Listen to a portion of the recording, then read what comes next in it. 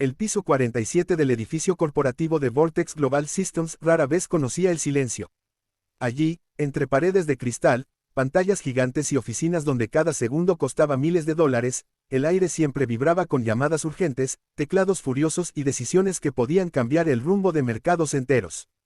Pero aquella mañana, el silencio sí existía, y era un silencio peligroso, un silencio cargado de tensión, un silencio que solo aparece cuando algo ha salido terriblemente mal. Frente a la sala de control principal, 20 ingenieros, algunos de los más preparados y mejor pagados del país, estaban de pie mirando una enorme pantalla negra. Los gráficos habían desaparecido, las líneas de datos en tiempo real, que normalmente corrían sin descanso, se habían detenido por completo. Los servidores de respaldo tampoco respondían. La plataforma central de Vortex, que gestionaba operaciones críticas para hospitales, bancos, aeropuertos y grandes empresas, estaba caída.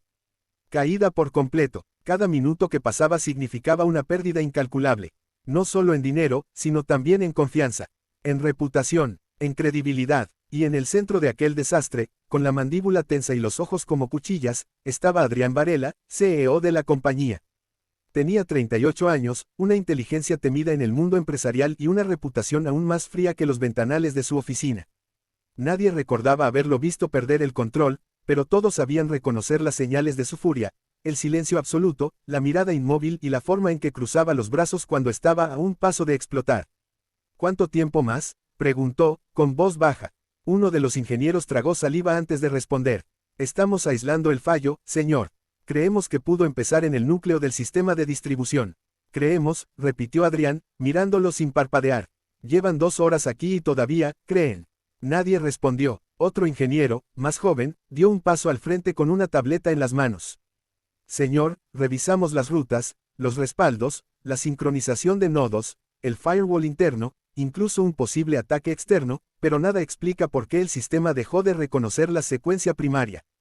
Adrián cerró los ojos un instante, respiró lento y volvió a mirar la pantalla apagada. 2 horas, 20 ingenieros, 0 soluciones. En el otro extremo del pasillo, ajena en apariencia al colapso, una mujer empujaba un carrito de limpieza.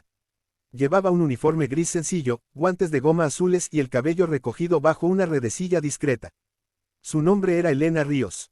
Para la mayoría en aquella empresa, Elena era invisible. La veían pasar todas las noches limpiando oficinas, vaciando papeleras, puliendo pisos y dejando impecables los ventanales de salas donde jamás la invitaban a entrar. Sabían, con suerte, que trabajaba ahí desde hacía pocos meses. Algunos ni siquiera sabían su nombre. La llamaban, la señora de limpieza, aunque apenas tenía 32 años. Elena conocía bien esa clase de invisibilidad. Era el tipo de silencio social que hacía que la gente hablara frente a ti como si no existieras. El tipo de desprecio educado que te atravesaba sin tocarte. El tipo de mirada rápida que decide tu valor por el uniforme que llevas puesto. Y, sin embargo, Elena jamás se quejaba. Hacía su trabajo con calma, precisión y una dignidad tranquila que no dependía de la opinión de nadie. Aquella mañana estaba limpiando el corredor junto al área técnica cuando escuchó algo que la hizo levantar la vista. No, no, no, exclamó uno de los ingenieros, golpeando con frustración el borde de la mesa. Si reiniciamos otra vez desde el nodo central podemos corromper el resto. Ya está corrompido, dijo otro. Lo único que hacemos es empeorarlo. Elena siguió avanzando despacio con el trapeador, pero sus ojos se desviaron un segundo hacia las pantallas auxiliares del interior. Una serie de códigos, advertencias y líneas de error parpadeaban en rojo. No dijo nada, siguió de largo, pero algo en su expresión cambió. Al llegar a la esquina, se detuvo apenas un instante. Miró de nuevo, frunció ligeramente el ceño, luego siguió. Dentro de la sala, el ambiente era cada vez más insoportable. Necesito resultados, no excusas, dijo Adrián con una dureza helada. Hay clientes llamando desde 3 continentes. El consejo directivo viene en camino. Si en 10 minutos no levantamos el sistema, esto será una catástrofe pública. Los ingenieros intercambiaron miradas nerviosas. Uno de ellos, Mauricio Telles, jefe del área de infraestructura, trató de mantener la compostura. Señor, con todo respeto, estamos haciendo todo lo posible. Adrián se giró lentamente hacia él. No les pago por hacer lo posible. Les pago por resolver problemas antes de que destruyan esta empresa. Nadie respiraba. Desde el pasillo, Elena regresó con su carrito, esta vez más despacio. Volvió a mirar el interior. Y entonces lo notó con claridad.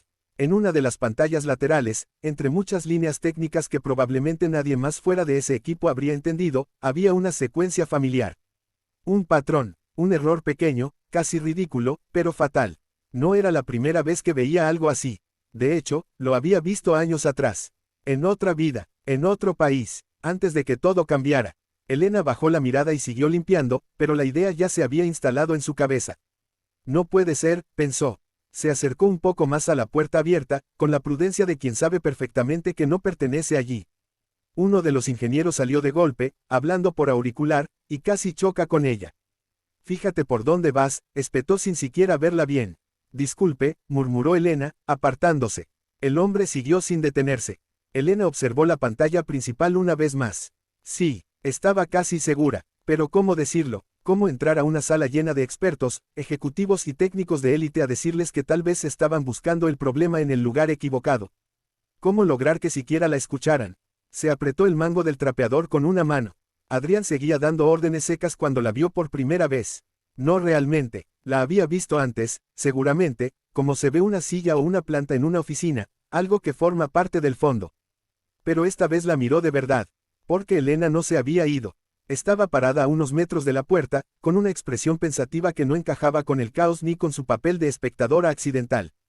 Adrián frunció el ceño. ¿Qué hace ella aquí? Mauricio miró hacia la puerta y respondió con fastidio. Nada, señor, solo es personal de limpieza. Solo. La palabra cayó como una piedra. Elena bajó la vista un momento, acostumbrada a ese tono. Pero luego respiró hondo, y habló. Perdone. Nadie respondió al principio. Varios ni siquiera entendieron que les estaba hablando. Ella tragó saliva, pero se obligó a continuar. Perdone, señor, creo que están revisando el lado equivocado del sistema. La sala entera quedó inmóvil. Por un segundo, ni el aire pareció moverse. Luego llegaron las miradas. Miradas de sorpresa, de incredulidad, de burla. Mauricio soltó una risa seca, incrédula. Perdón. Elena se mantuvo firme, aunque por dentro sentía el corazón golpeándole el pecho. Creo que el problema no empezó en la distribución ni en los respaldos. Creo que empezó en la secuencia de validación del arranque, probablemente por un conflicto manual en la última actualización de permisos. 3 ingenieros parpadearon al mismo tiempo. Uno de ellos murmuró. ¿Qué dijo? Mauricio dio un paso hacia ella, claramente. Molesto. Mire, señora, este no es lugar para. Déjela hablar, interrumpió Adrián. La orden fue tan seca que todos callaron al instante. Elena levantó la vista hacia él. Por primera vez sus ojos se encontraron. Y algo extraño ocurrió. Adrián esperaba ver nervios, confusión o vergüenza. Pero lo que encontró fue una calma contenida. Una inteligencia discreta, una seguridad que no gritaba, pero tampoco se escondía. Repita lo que dijo, ordenó él. Elena asintió despacio. La pantalla auxiliar de la derecha muestra un bucle de error en la autenticación primaria. No parece una caída general del núcleo. Parece que el sistema está rechazando su propia secuencia de arranque porque una de las validaciones quedó duplicada o en conflicto después de una modificación manual. Si siguen reiniciando desde el nodo central, el sistema seguirá entrando al mismo ciclo. Mauricio se cruzó de brazos. Eso es absurdo. Ya revisamos la autenticación. Elena negó con suavidad. Revisaron los permisos activos, no la secuencia heredada. El ingeniero más joven abrió mucho los ojos. Espera, dijo, acercándose a la pantalla lateral. La secuencia heredada. Empezó a teclear con rapidez. Los demás se giraron hacia él. No puede ser, murmuró otro. Adrián no apartaba la mirada de Elena. ¿Cómo sabe eso?, preguntó. Ella tardó un segundo en responder. Porque vi ese mismo error hace años. Solo que entonces tenía otro nombre. Mauricio resopló. Esto es ridículo. ¿Desde cuándo aceptamos diagnósticos de una mujer de limpieza? La frase dejó un filo desagradable en la sala. Adrián lo miró con frialdad.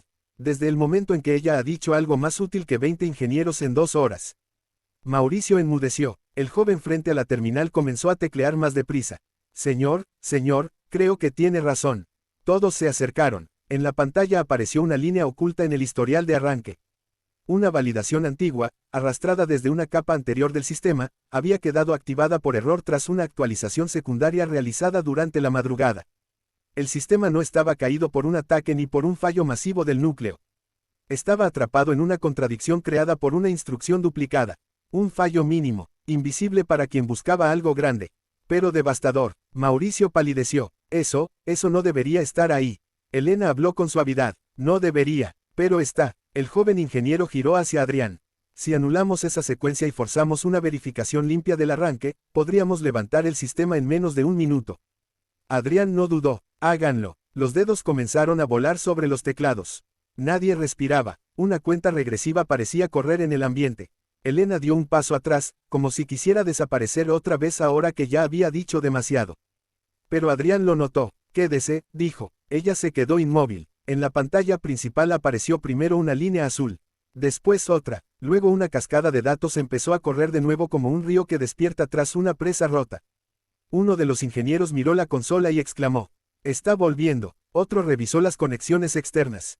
Europa en línea. Asia recuperada. Servidores espejo activos. La plataforma responde. La sala explotó en voces, alivio, incredulidad y respiraciones liberadas al mismo tiempo. Después de 2 horas de fracaso absoluto, el sistema había vuelto, y lo había hecho en menos de un minuto, gracias a la mujer que vaciaba sus papeleras. Nadie sabía qué decir. Mauricio miraba la pantalla como si lo hubieran abofeteado delante de todo el edificio. Los demás ingenieros evitaban cruzarse miradas. Algunos, incluso, observaban a Elena con una mezcla de vergüenza y asombro. Adrián seguía quieto, mirando solo a ella. ¿Cómo se llama?, preguntó finalmente. Elena dudó. ¿Cómo? Si aquella pregunta fuera más difícil que todo lo anterior. Elena, señor. Elena Ríos. Adrián asintió una vez. Señora Ríos, acaba de evitar una pérdida multimillonaria y una crisis internacional de reputación. Ella bajó un poco la cabeza. Solo vi algo familiar. No, dijo él. Usted vio lo que nadie más vio. La frase dejó a todos en silencio. Elena no supo qué responder. Hacía años que nadie le hablaba así. Años que nadie reconocía algo en ella más allá de una tarea sencilla y un uniforme gris. Adrián dio un paso hacia ella. Quiero que venga conmigo. Los ojos de medio departamento se abrieron como platos. Mauricio reaccionó al instante. Señor, con todo respeto, tenemos protocolos. No podemos simplemente. Adrián levantó una mano y lo cayó sin mirarlo. Cancelen todos mis siguientes compromisos durante 30 minutos. Pero el consejo directivo, que esperen. Nadie discutió. Adrián volvió a mirar a Elena. Mi oficina. Ahora. Ella apretó con fuerza el mango del carrito. Señor, yo, todavía no termino este piso. Una risa nerviosa, casi inaudible, escapó de uno de los asistentes.